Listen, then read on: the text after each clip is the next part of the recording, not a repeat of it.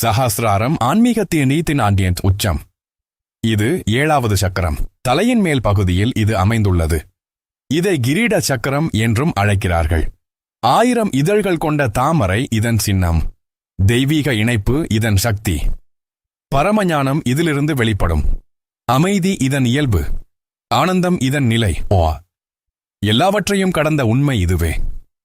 சஹஸ்ராரம் திறந்தால் ஆனந்தம், மூடப்பட்டால் அறியாமை. தனி உணர்வு மறையும், ஒன்றாயிருப்பது உணரப்படும். நான் என்ற எண்ணம் கரையும், நாம் என்ற உண்மை தோன்றும். எல்லாம் ஒன்றே என்று புரியும். பிரிவு ஒரு மாயை, இணைப்பு உண்மை. சஹஸ்ராரம் அந்த இணைப்பு. தெய்வீக சக்தி இதிலே ஓடும்.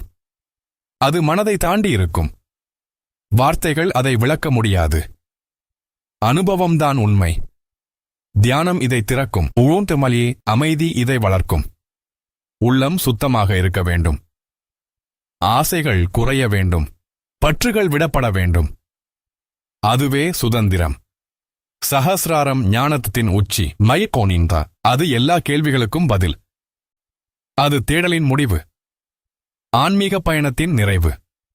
அங்கு பயமில்லை, அங்கு துக்கமில்லை. இழிச்சியே அங்கு அமைதி மட்டுமே. ஜெம்மா அங்கு ஆனந்தம் நிரம்பி இருக்கும். அது நிலையான சந்தோஷம். சுன்டின்றியே அது மாறாத உண்மை. பூம்போ உலகம் தற்காலிகம். ஃபிப்போன்போயே சஹஸ்ராரம் நிரந்தரம். உடல் மாறும், ஆன்மா நிலைத்தது. அதை உணர வேண்டும். அது நம்முள் உள்ளது. வெளியில் தேட வேண்டாம். உள்ளே செல். அமைதியில் பதில் கிடைக்கும். மௌனம் உண்மையை காட்டும். சிந்தனை நிற்கும்போது ஞானம் வரும்.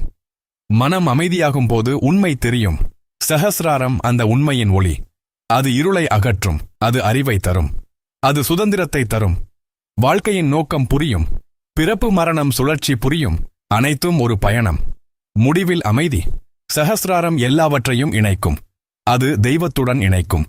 அது பிரபஞ்சத்துடன் இணைக்கும். தனி உணர்வு கரையும். அகந்தை மறையும். சுத்தமான அறிவு தோன்றும். அன்பு எல்லோருக்கும் பரவும். கருணை இயல்பாகும். சேவை வாழ்வாகும். அமைதி நிலையாகும்.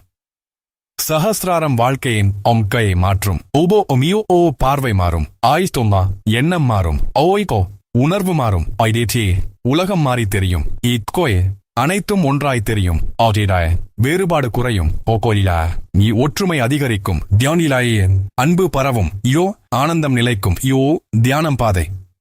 அமைதி வழி. யா ஞானம் இலக்கு.